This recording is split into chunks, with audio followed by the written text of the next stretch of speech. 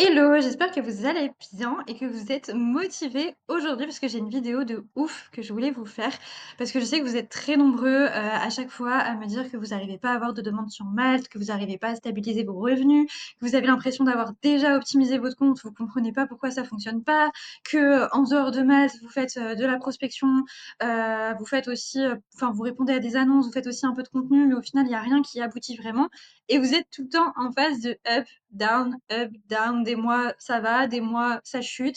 Enfin bref, vous êtes complètement paumé, vous êtes épuisé aussi dans la plupart des cas, parce que vous en avez marre de faire plein d'actions pour au final vous prendre des vents, vous prendre des ghosts, envoyer des devis mais il y a pas de retour, enfin bref, c'est le gros bordel. Et aujourd'hui du coup, je vais vous faire une vidéo pour vous expliquer quelle est l'erreur en fait numéro 1 chez les freelances. L'erreur qui fait que ton compte Malte ne te permet pas d'avoir des demandes ou alors te permet d'avoir des demandes mais derrière il y a personne qui te répond. Pourquoi ta prospection n'aboutit pas? Pourquoi, tout ce que tu fais en fait finalement tu as l'impression de le faire dans le vide? Et ben, ça sera l'objectif de cette vidéo. Pour ceux qui me connaissent pas, du coup, moi, c'est Marion, donc je suis, consultante marketing, surtout, en fait, depuis 4 ans, mais depuis 2 ans, j'accompagne les freelances pour justement les aider à structurer leur système de vente pour avoir des demandes stables et prévisibles. Et en fait, je suis associée à Salim et on a créé le groupe Freelance Heroes. Donc si jamais tu fais pas partie de notre communauté gratuite, tu pourras nous rejoindre, je mettrai le lien dans la description. Donc voilà pour la petite introduction. Donc là, comme tu le vois, je t'ai mis, en avant un profil. Donc là, j'ai choisi une chargée de communication, mais ça peut être exactement la même chose pour n'importe quel profil. Donc je te laisse lire très rapidement, ce qu'elle a mis déjà dans sa description et essayer de réfléchir ou même me dire en commentaire si tu veux, ce que tu penses de cette description. Est-ce que tu penses qu'elle est pertinente? Est-ce que tu penses qu'elle n'est pas pertinente? Qu'est-ce qui coince? Parce qu'en fait, le problème numéro un des freelances, pardon, pas des clients.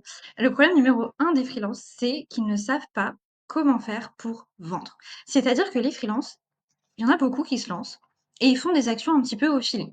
Ou alors ils vont s'aider de ChatGPT, ou alors voilà, ils vont faire quelques actions, quelques prospections, personnalisées. Ils vont essayer de se mettre en avant au maximum, du coup comme Orlan ici, se mettre en avant, expliquer qui on est, essayer de mettre, la liste de ses compétences. Pareil, dans la description, essayer des expériences, essayer de bien mettre, au maximum, tout ce qu'on a fait, tout ce qu'on sait faire. Enfin voilà, on essaye en gros de se vendre, de se mettre en avant. Le problème, c'est que des profils comme celui-ci, il y en a littéralement 150 000 sur Malte.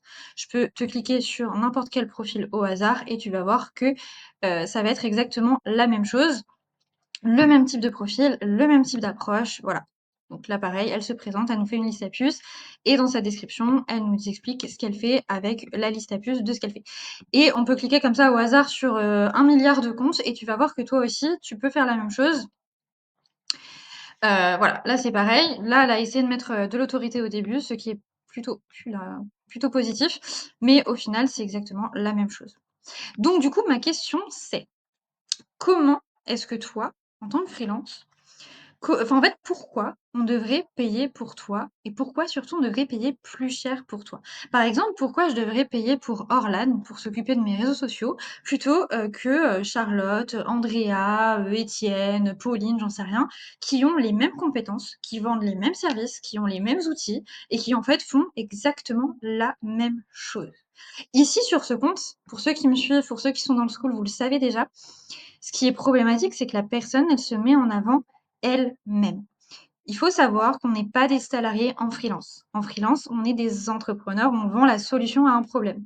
Ici, à aucun moment, on ne sait à qui elle s'adresse, donc qui est sa cible concrètement. On ne sait pas quel problème elle résout et on ne sait pas quelle solution elle propose. Tout ce qu'on sait, c'est la liste à puces de ce qu'elle fait. Voilà. Donc, ce qui est très important, c'est de mettre en avant la problématique de ta cible. Et je sais que vous êtes très nombreux, pour ceux, encore une fois, qui ont regardé les vidéos sur School, etc. Vous avez dit, OK, cool, je vais demander à ChatGPT de m'aider. Et vous avez essayé de rédiger sous un autre format en mettant en avant le problème de la cible et en faisant une liste à puces derrière de ce que vous pouvez faire pour lui, etc.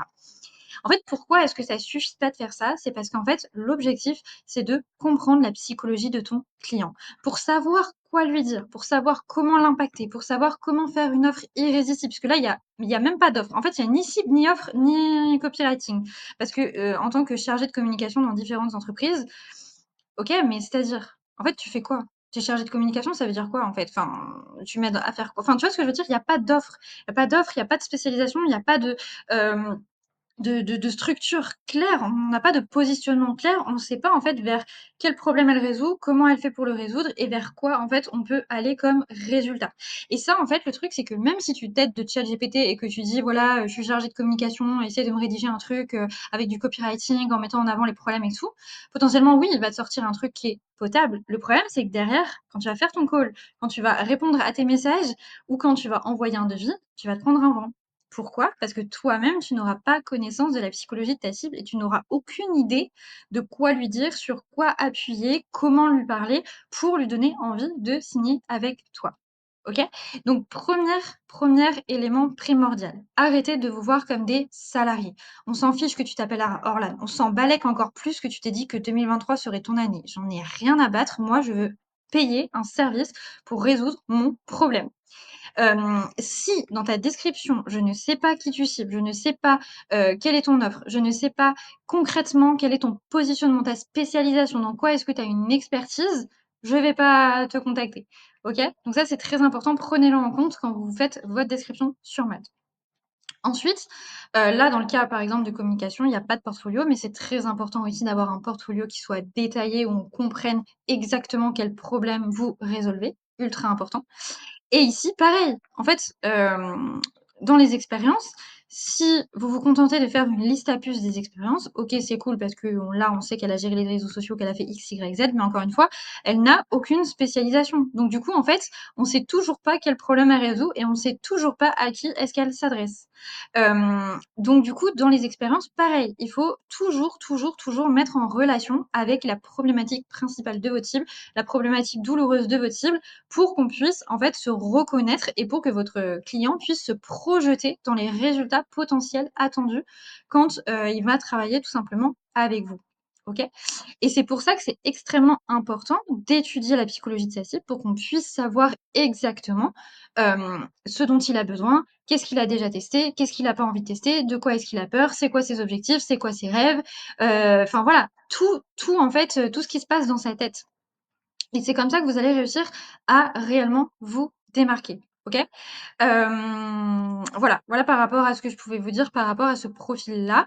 N'hésitez pas d'ailleurs si vous voulez qu'on approfondisse tout ça, si vous savez pas comment comprendre votre cible, si vous savez pas quoi lui dire, si vous savez pas qui est votre cible, à prendre un rendez-vous téléphonique gratuit, avec Salim.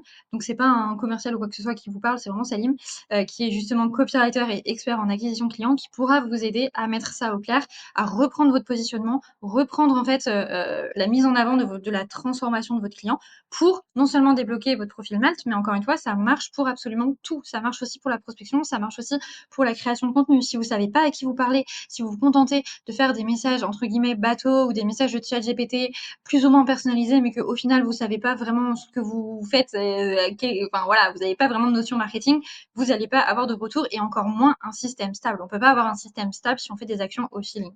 Donc voilà, n'hésitez pas à regarder s'il y a des créneaux dispo, je vous mettrai dans la description le lien pour accéder au calendrier. Euh, mais voilà, c'est totalement possible d'avoir des super contrats. D'ailleurs, nos élèves, aujourd'hui, ils bombardent en ce moment, là, cet été, c'est ouf.